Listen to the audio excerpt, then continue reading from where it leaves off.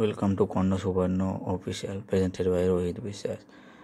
এটা হচ্ছে আন্তর্জাতিক রাজনীতি এবং আন্তর্জাতিক যে সম্পর্ক সেই বিষয়ে আলোচনার একটি চ্যানেল। আপনাদের চ্যানেলটি আমাদের বিভিন্ন ধরনের যে সমস্ত দেশ এবং বিদেশি যে সমস্ত গুরুত্বপূর্ণ খবর আমরা সেগুলো এখানে আজকের আলোচ্য বিষয় হচ্ছে পাকিস্তানি যে জেনারেল সেটা আবার বাংলাদেশে ভিজিট করেছে এবং সেই ভিজিটের সবথেকে দৃশ্য হিসাবে পাকিস্তানের যে এটা হচ্ছে যে আসাম মুনিফের সবথেকে দ্বিতীয় গুরুত্বপূর্ণ ব্যক্তি হচ্ছে পাকিস্তানের যে সেনার বাহিনীর মধ্যে দ্বিতীয় গুরুত্বপূর্ণ বাংলাদেশের যে প্রধান মোহাম্মদ ইউসুফ বাংলাদেশকে একটা ম্যাপ পাবলিশ করে একটা বই দিয়েছে the art of the town, যেখানে আপনারা দেখেছেন যে ম্যাপটাকে কীভাবে বিকৃত করা হয়েছে। তারা এই ম্যাপের মধ্যে তাদের গেটার বাংলা অর্থাৎ সেটা গেটার বাংলার যে ছবি দিয়েছে এবং বাংলাদেশের যে অরিজিনাল যে ম্যাপ সেটা না দেখে তারা এই ম্যাপের মাধ্যমে ভারতবর্ষের কিছু অংশ যেমন পশ্চিমবঙ্গ, উড়িষ্যা, তারপরে আসাম, মেঘালয়ের দেখেছে।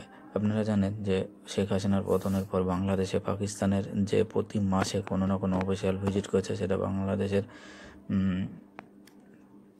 পাকিস্তানের প্রধানমন্ত্রী থেকে শুরু করে পাকিস্তানের কোনো মন্ত্রী বা আর্মির কোনো অফিসিয়াল প্রতি মাসে একজন ভিজিট করছে। এইটা যেমন পাকিস্তানে আপনার বিদেশমন্ত্রী যেমন বিদেশমন্ত্রীর আগের মাসে এসেছিলো, আর এই মাসে এসে পাকিস্তানের আর্মি জেনারেল, আবার পরের মাসে আসবে পাকিস্তানের জেনারেল। আর এইভাবে বাংলাদেশে পাকিস্তানের জেনারেলের সংখ্যা দিন দিন হতে বৃদ্ধি পাচ্ছে, নিয়মিত ওটা বৃদ্ধি পেয়েই চলেছে। আপনারা দেখছেন যে পাকিস্তানের যে সেটা হচ্ছে শামসাদ মির্জা, যে পাকিস্তানের যে এখন যে দ্বিতীয় গুরুত্বপূর্ণ ব্যক্তি, অর্থাৎ আসাম মনে পড়ে সব থেকে দ্বিতীয় গুরুত্বপূর্ণ ব্যক্তি আছে আসাম মির্জা। অর্থাৎ ইনি বাংলাদেশে যে অবভিয়াসলি বাংলাদেশে গিয়েছে প্লেনে, কিন্তু প্লেনে কোন রুট আর ইন্ডিয়া অবভিয়াসলি রুট দেয়নি। তো এটা যে ব্যক্তি বাংলাদেশে গিয়েছে সেটা চীনের উপর দিয়ে সেটা চীন বঙ্গোপসাগর মায়ানমারকে ঘিরে বাংলাদেশে প্রবেশ করেছে, সেটা হচ্ছে এই রুটে।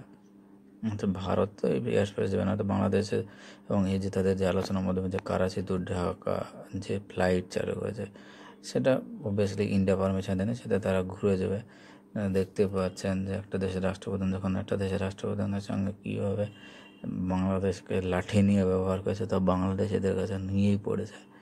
এটা হচ্ছে এখন বাংলাদেশের বর্তমান পরিস্থিতি। মোহাম্মদ ইউনূস বাংলাদেশকে এসেছিল ঠিক করতে, এসে বাংলাদেশের নিজে অবনতির দিকে যাচ্ছে। অর্থাৎ শেখ হাসিনার সময় বাংলাদেশে যথেষ্ট উন্নত হয়েছে, কোনো উন্নত ছিল, এখন কোনো উন্নতি নেই। ওখানে মারামারি কাটাকাটি সব কিছু চলছে।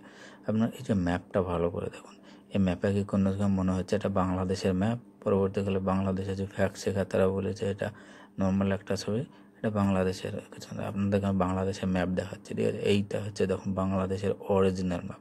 আর ছবিতে যেটা দেখলেন এটা বাংলাদেশের ম্যাপ না, ওটা বিকৃত করে, অর্থাৎ সুলতানের বাংলা, অর্থাৎ তারা যে অখণ্ড বাংলার কথা এখন যে বলছে সেটা হচ্ছে বাংলাদেশের ঢাকা ইউনিভার্সিটি থেকে শুরু করে অন্যান্য জায়গায় তাদের যে স্বপ্ন দেখানো হয়েছে। তো এটা হচ্ছে বাংলাদেশের যে ম্যাপকে বারবার বিকৃত করা হয়েছে। এই ম্যাপটা তারা ভালো করে স্পষ্ট করে বুঝে দেখতে পারেন, এটা হচ্ছে বাংলার যে অরিজিনাল ম্যাপ। কিন্তু আমরা যে ওই যে বইয়ের মাধ্যমে যেটা পাবলিশ করেছে সেটা হচ্ছে বাংলাদেশের ম্যাপ না। সেই ম্যাপের মাধ্যমে ওরা এমনকি মেঘালয়, ত্রিপুরা, অরুণাচল প্রদেশ, বিহার, ইউপি, উড়িষ্যা, আপনার এই ম্যাপটা দেখুন এবার, তাহলে বুঝতে পারবেন সেটা এই যে গেটার বাংলাদেশ নামে যে ম্যাপ। অর্থাৎ এই ম্যাপের মধ্যে শুধুমাত্র নাগাল্যান্ড পর্যন্ত আছে, বিহার আছে, ঝাড়খণ্ড, উড়িষ্যা, পুরো পশ্চিমবঙ্গ তো পুরোটাই রেখে দিয়েছে। কী ধরনের একটা দেশ হয়ে গেল সত্যি। আগে বাংলাদেশের সাথে ভারতের সম্পর্ক ভালো ছিল, কিন্তু এখন আর নেই। আর যে এই যে ম্যাপ যেটা যে মেনলি হচ্ছে শেখ হাসিনা পতনের পর বাংলাদেশের বিভিন্ন ধরনের যে সমস্ত ইউনিভার্সিটিগুলো রয়েছে সেইগুলো ইউনিভার্সিটি তুর্কি বেশ একটা যে এনজিও এটা বাংলাদেশে ফান্ডিং করছে এবং তাদেরকে যে সুলতানের বাংলার একটা ভারতের সঙ্গে যেচে পড়ে ঝামেলা করার জন্য এই সমস্ত করার চেষ্টা করছে। যে পাকিস্তান এখানে ভারতের বিভিন্ন ধরনের মিডিয়া এটাকে ফুললি কভার করছে, যেমন হচ্ছে আপনার এই যে মিডিয়া দেখতে পাচ্ছেন Mohammad Yunus speaks controversy with controversial map. এটা ইন্ডিয়ান মিডিয়াগুলো সাথে সাথে সেটাকে পিক করছে এবং ভারতে সেই মিডিয়াগুলো কভার করতে লাগে, সেটা ইন্ডিয়া টুডে হোক, এনডিটিভি হোক বা অন্যান্য যে সমস্ত মিডিয়া চ্যানেলগুলো। আপনারা এই মিডিয়া চ্যানেলে যেমন দেখা যাচ্ছে Indian north east from Bangladesh territorial gift to Pakistan general steers up now. বিরুদ্ধ হবে। কোনো দেশ যখন কোনো দেশের মানচিত্র যখন বিকৃত করে, তো ভারত বাংলাদেশের কোনো দিন মানচিত্র বিকৃত করেনি, কিন্তু বাংলাদেশে এটাও একটা ইন্টারন্যাশনাল মিডিয়া, যেটা ফক্স নিউজও ওই নিউজটাকে কভার করেছে। New York time, Fox news, ইউরোপের বিভিন্ন দেশের যে সমস্ত মিডিয়াগুলো রয়েছে তারাও কিন্তু মাল্টিপল টাইমস এই যে জিনিস এটাকে কভার করছে। তো বাংলাদেশ এখন আর সেই বাংলাদেশ নেই, শান্তির বাংলাদেশ। এই যে ম্যাপ, সেটা বাংলাদেশ এমন না যে এটা প্রথম দিচ্ছে, মানে পাকিস্তান থেকে যেই ব্যক্তি আসুক ওদেরকে মানে এই ম্যাপ ছাড়া দ্বিতীয় কোনো ম্যাপ বাংলাদেশের নাই।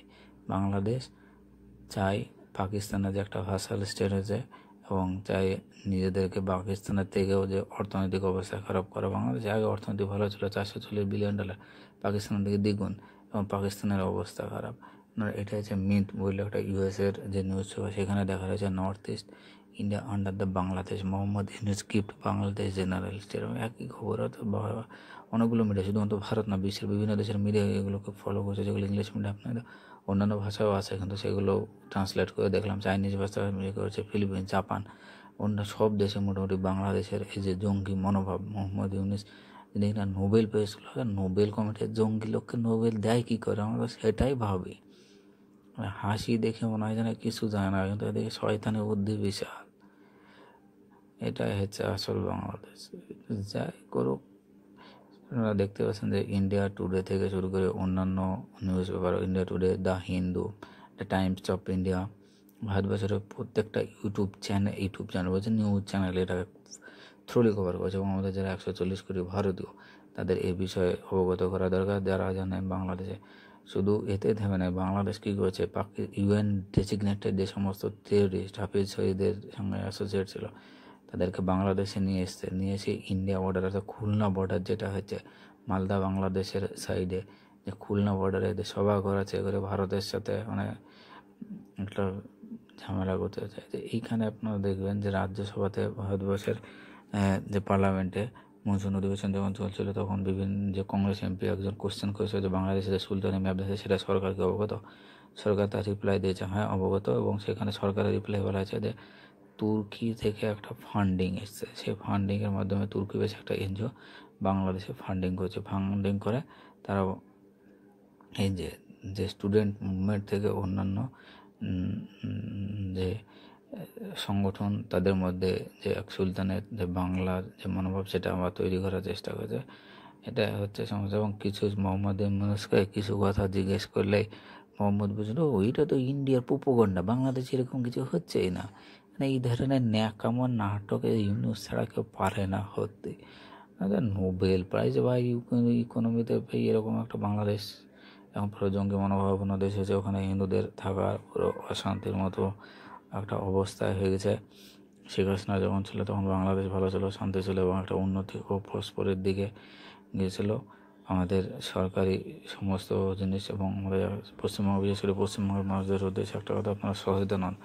বাংলাদেশের যে ঘটনাটা ঘটছে সেটা নিয়ে নজর রাখুন, কী হচ্ছে সেটা বলা যায় না, কারণ এরা তো এখন ওদের স্বপ্ন হচ্ছে গিটার বাংলাদেশ করার।